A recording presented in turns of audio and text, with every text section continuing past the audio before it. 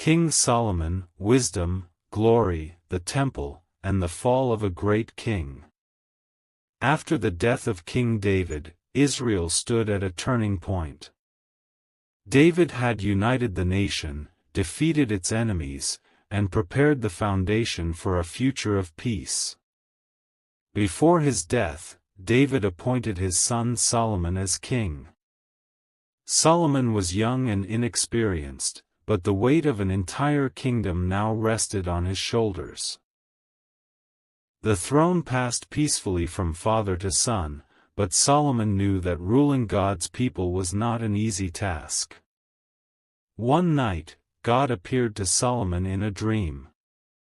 God asked him a question that would define his life: "Ask for whatever you want me to give you." Solomon could have asked for long life. He could have asked for riches, power, or the death of his enemies. Instead, Solomon humbled himself and asked for wisdom. An understanding heart to govern God's people and to discern between right and wrong. God was pleased. Because Solomon did not ask for selfish things, God granted him wisdom beyond any man who had ever lived. Along with wisdom, God also gave him riches, honor, and peace. Solomon became known throughout the world as the wisest king on earth. Solomon's wisdom was not theoretical. He demonstrated it in real life. One of the most famous moments of his reign involved two women who came before him, both claiming to be the mother of the same baby. With no witnesses, no evidence, only grief and anger, the case seemed impossible. Solomon ordered that the child be divided in two. One woman agreed. The other cried out, begging Solomon to give the child to the other woman so that he might live. Solomon knew the truth. True love was revealed. Wisdom saved a life. And all Israel stood in awe of their king. Solomon ruled during a time of peace. Trade flourished. Borders were secure. The kingdom prospered. Kings and queens from distant lands came to hear Solomon's wisdom. Among them was the Queen of Sheba, who tested him with hard questions. She left overwhelmed, declaring that not even half of his greatness had been told. But Solomon's greatest achievement was not his wealth or wisdom. It was the temple. David had desired to build a house for God, but God reserved that honor for Solomon. Solomon gathered materials, craftsmen, and laborers from across the region. For 7 years, the temple rose in Jerusalem, a structure of unmatched beauty. Gold covered its walls. Cedar filled the air with fragrance. Every detail reflected honor and reverence for God. When the temple was completed, Solomon assembled all Israel. The Ark of the Covenant was brought into the holy place. As the priests withdrew, the glory of the Lord filled the temple like a cloud. No one could stand in its presence. Solomon prayed a powerful prayer of dedication. He acknowledged that even the heavens could not contain God, yet God chose to dwell among his people. Solomon asked that God hear prayers offered in that place, for forgiveness, justice, repentance, and mercy. God responded with fire from heaven.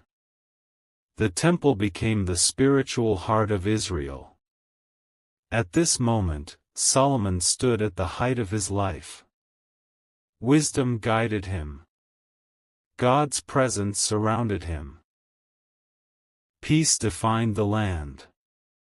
But slowly, almost unnoticed, Solomon's heart began to drift. God had warned Israel's kings not to multiply wives, not to accumulate excessive wealth, and not to turn their hearts away. Solomon ignored these warnings. He married many foreign women, hundreds of wives and concubines, from nations that worshipped false gods. At first, Solomon believed he could control it. He believed wisdom would protect him. But wisdom without obedience is fragile. As Solomon grew older, his wives influenced his heart. He built high places for foreign gods. He allowed idol worship in the land. The king who once prayed for wisdom now compromised truth. God was grieved. God appeared to Solomon again and warned him that because of his unfaithfulness, the kingdom would be torn apart. Though it would not happen in Solomon's lifetime, for the sake of David, it would happen after his death. Enemies began to rise against Solomon.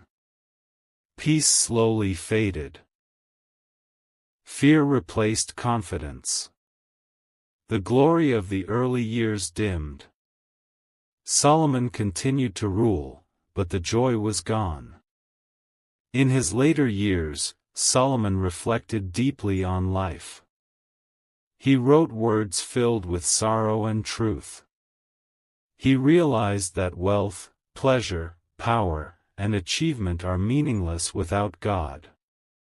Everything under the sun fades. Solomon learned too late what David had known early, that a heart devoted to God matters more than success. When Solomon died, he left behind a magnificent temple, unmatched wisdom recorded in words, and a kingdom on the edge of collapse. His son Rehoboam would inherit not a united nation, but a fragile one, ready to split apart. Solomon's life is both inspiring and tragic. He shows us the heights wisdom can reach, and the depths compromise can cause. He reminds us that starting well is not enough. Faith must be guarded until the end. The greatest king of Israel lost his way. Not because he lacked wisdom, but because he stopped listening to God. And after Solomon, the kingdom would never be the same again. The nation would divide. Prophets would rise. Judgment and mercy would walk side by side.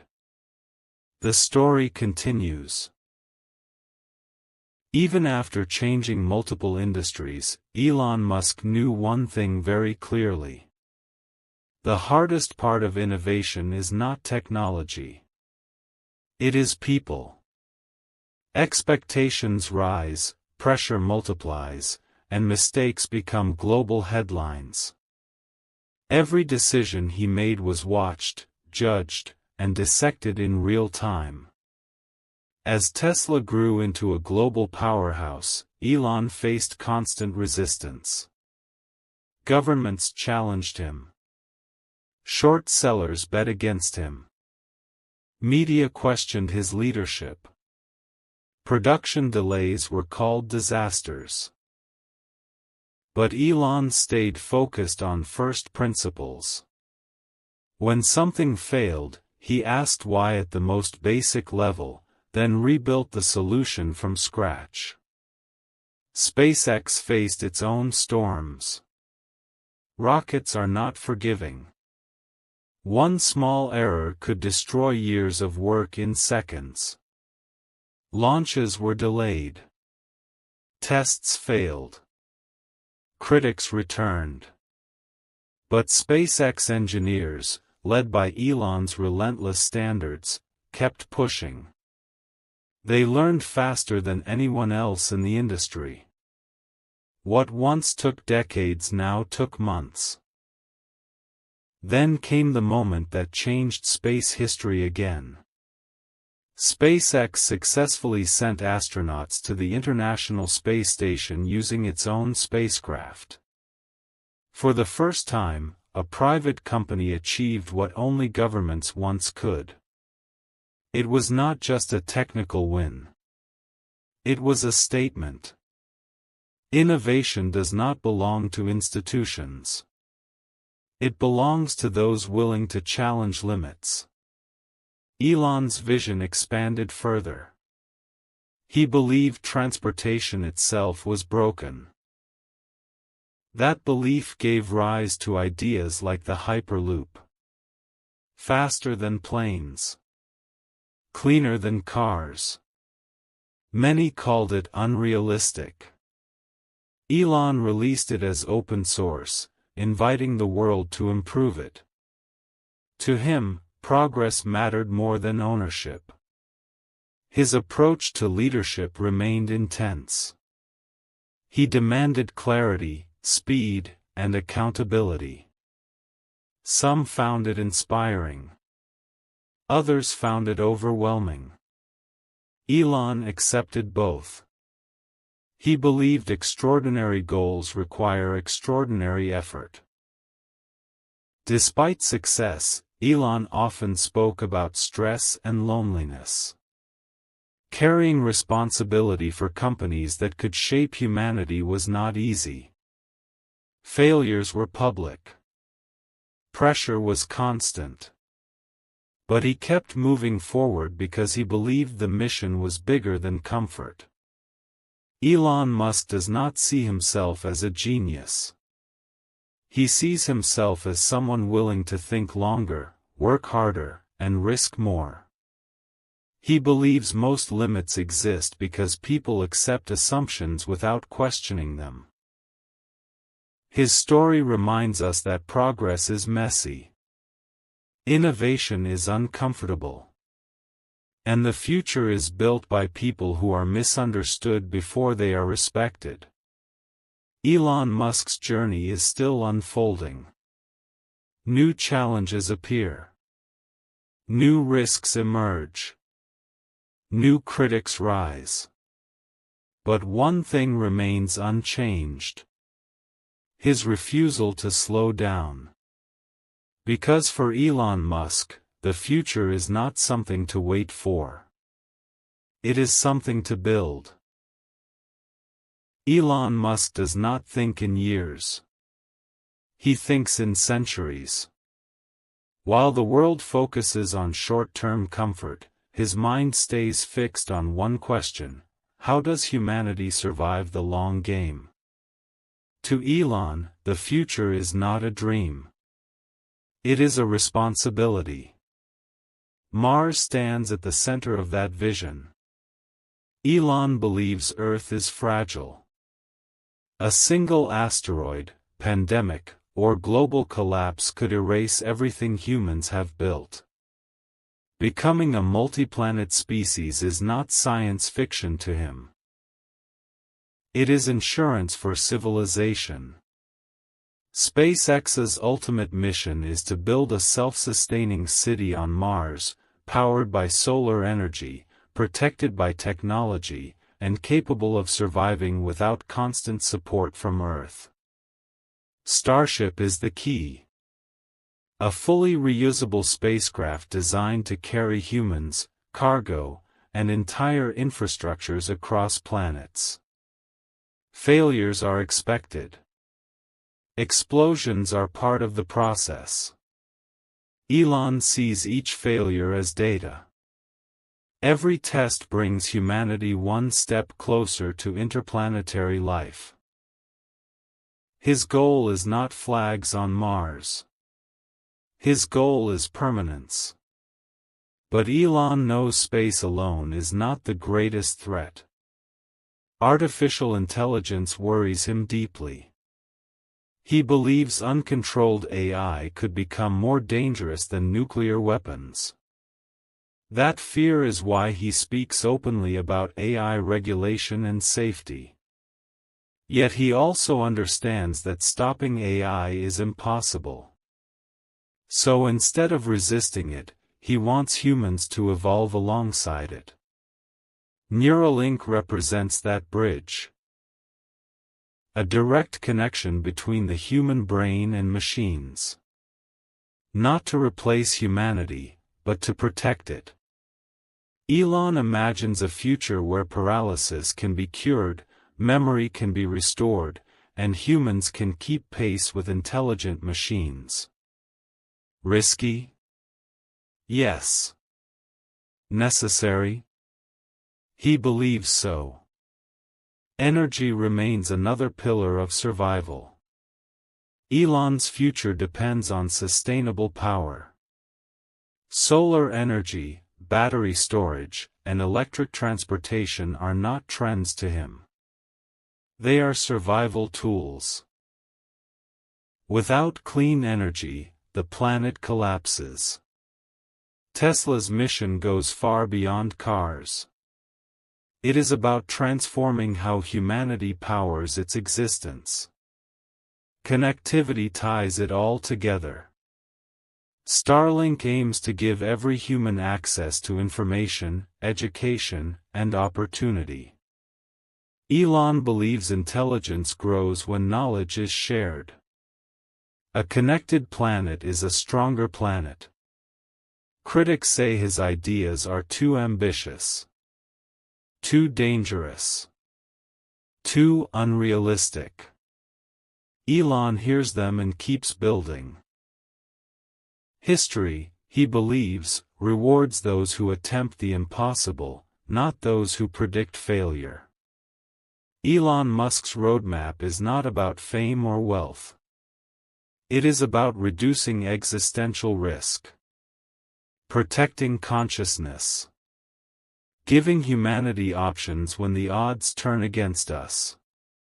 He often says the future will be strange, difficult, and uncertain. But he would rather build a difficult future than accept a comfortable end. Elon Musk's vision forces an uncomfortable question on all of us. Are we preparing for tomorrow, or are we just surviving today? Progress does not happen by accident. It happens because someone decides the future is worth fighting for. The roadmap is clear. Mars as a second home. AI as a partner, not a threat. Clean energy as a foundation. Humanity as something worth preserving. And the journey is far from over. As Elon Musk pushes humanity toward an uncertain future, the weight of that responsibility grows heavier every year. Building rockets, cars, satellites, and brain interfaces is not just engineering. It is pressure at a scale few humans ever experience. Every decision can affect millions. Every mistake can echo across the world. Elon lives with that pressure daily. While people see success, he feels deadlines. While the world celebrates milestones, he worries about what could go wrong next. He has said many times that running his companies feels like constant stress, not luxury. There are no long vacations. No comfort zones. Only problems waiting to be solved. He often chooses the hardest path intentionally. Not because it brings praise, but because easy paths rarely change history. Elon believes that comfort slows progress. That belief keeps him working when others would stop. It keeps him asking difficult questions when others accept easy answers. There have been moments of deep criticism. His leadership style questioned. His communication misunderstood. His personality judged. Some see him as a visionary. Others see him as reckless. Elon accepts both images. He understands that people who challenge the future rarely fit neatly into public expectations. Behind the headlines, Elon remains deeply focused on learning. He reads constantly. He studies failures obsessively. He believes intelligence is not about knowing everything, but about learning faster than the problem grows. That mindset allows him to move across industries that usually take lifetimes to master. Despite his achievements, Elon does not believe humanity has won anything yet. Climate risks remain real. AI risks remain unresolved. Space remains dangerous. Progress, in his mind, is fragile. It must be protected every day by effort, discipline, and courage. Elon Musk's legacy is not meant to be a name in history books. It is meant to be a path forward. A reminder that humans are capable of more than survival. That we can choose to explore, to innovate, and to protect our future instead of fearing it. He believes the greatest danger to humanity is not failure, but complacency. The moment we stop trying, we stop evolving. That is why his work never feels finished. There is always another problem. Another system to improve. Another risk to reduce. Elon Musk continues forward not because success guarantees safety, but because stopping guarantees stagnation.